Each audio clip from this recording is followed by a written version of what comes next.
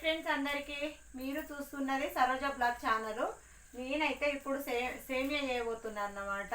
సేమియా మా వాళ్ళు అయితే పాలు పోస్తే తినరన్నమాట. అందుకే నేనైతే నూనె లెంపి చేస్తాను అన్నమాట. ఇగో నూనె కొంచెం నెయ్యి వేసి చేస్తానన్నమాట. నెయ్యిలో సేమియా ఎంచితే బాగుంటుంది. నేనైతే ఇగో నెయ్యి ఎప్పటికీ తెచ్చుకొని ఉంచుకుంటాం. నెయ్యి తింటారు కానీ మా వాళ్ళు పాలు అయితే తాగరన్నమాట. ఛాయ్ తాగుతారు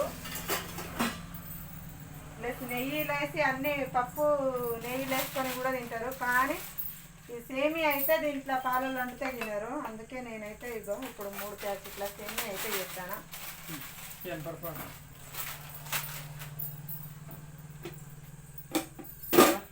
కోడికైతే నీళ్ళు పెడుతున్నా అన్నమాట. కోడి కట్ చేయాలి.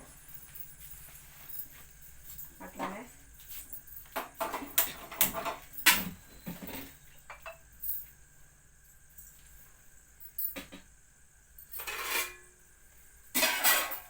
ఆయిల్ అయితే మంచిగా కాగింది.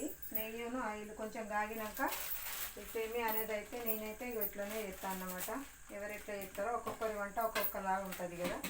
నేనైతే ఇట్లనే చేస్తాను.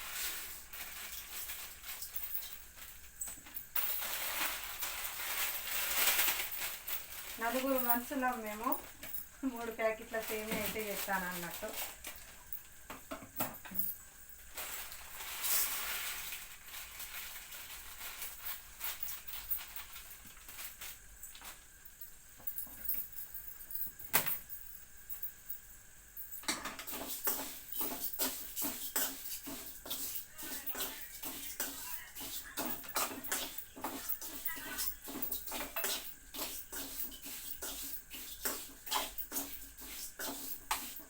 సేమియా ఇట్లా దూరగా మంచిగా ఏగేదనుక మంచి కలర్లు వచ్చేదనుక ఎంపుతా అన్నమాట.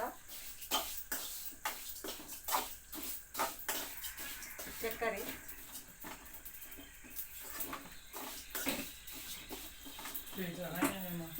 అందున్నాయి డబ్బాలు.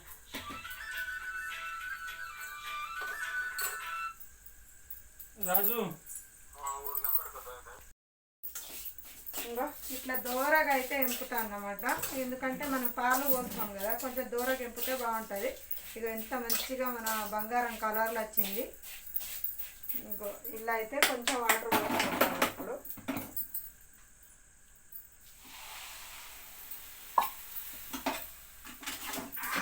2 ఇలాచీలు కూడా కొట్టేసిన అన్నమాట.